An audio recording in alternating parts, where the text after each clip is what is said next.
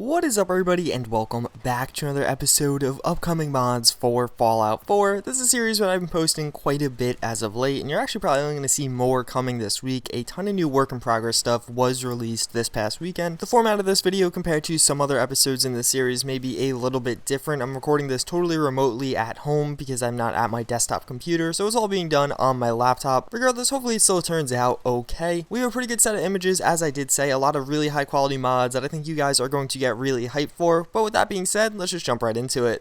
So the first mod we are going to have is the Cyberlight hand cannon. This is going to be a little bit of a different weapon. It is in development by Bloodmeat08. That's the same mod author that did bring us the Vault-Tec MPL that did release a little while ago. More or less what this is going to be is, as you could see, kind of like a pistol framework, but it actually is a hand cannon in the sense that this is going to fire 40mm grenades. Obviously that's pretty unique. We don't have anything like that in Fallout 4 right now. It obviously doesn't look very much like a normal grenade launcher, so a pretty cool and unique weapon nonetheless. It seems like it might have been inspired by the hand cannon in Bungie's Destiny, but otherwise it's a totally unique gun designed by Bloodmeat himself. Even a little bit more unique with this mod, it's going to come with its totally standalone player home, so I guess it's going to be maybe you find the gun there, or there's some way the gun is associated with the player home. These images definitely make it seem like the player home is going to be underground in some way. It looks like a pretty stylish place, like a lot of time was put into decorating it and just making it have that kind of vibe that it does give off. All around, this is looking like a pretty cool mod. I'm excited to get more details as to how the gun and the player home will connect, and just in general, this is going to be a pretty unique weapon. His MPL was pretty high quality, so I imagine this one's going to be held to at least the same or very similar standards.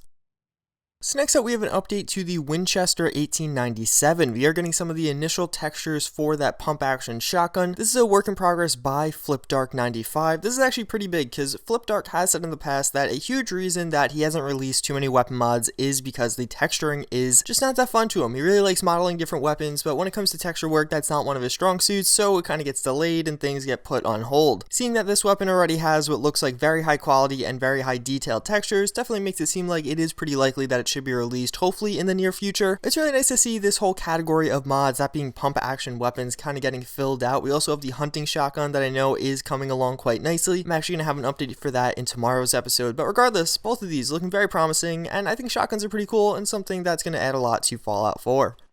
So then we do have an update to the P90 by the Shiny Haxorus. I'm not sure if I've showed you guys any of this in the past, although there has been a few videos online of this one. The Shiny Haxorus has made a ton of really high quality weapon mods in the past, most known for the Scar H. As you can see now, he is working on a P90. Some of the details we do get from these images are it's going to have a ton of different suppressor options. I think that's really cool, and it'll also be very cool if these actually have different sounds associated with them. That's something he did do with his previous pistol release, is some of the different calibers had different regular sounds and silencer sounds, and I just thought that was really cool and it created a nice effect for the weapon. In addition to that, you can see some of the different flashlights it will have. It's kind of tied to the side there, which I think looks quite cool. A little bit different than the underbarrel flashlights that we normally get, and also there's some blue tape on there for just that added axis effect. All around, this one is coming along quite nicely again, like some of these other weapon mods. It seems like this one's probably pretty close to release, so hopefully in the next few weeks we'll get to download it.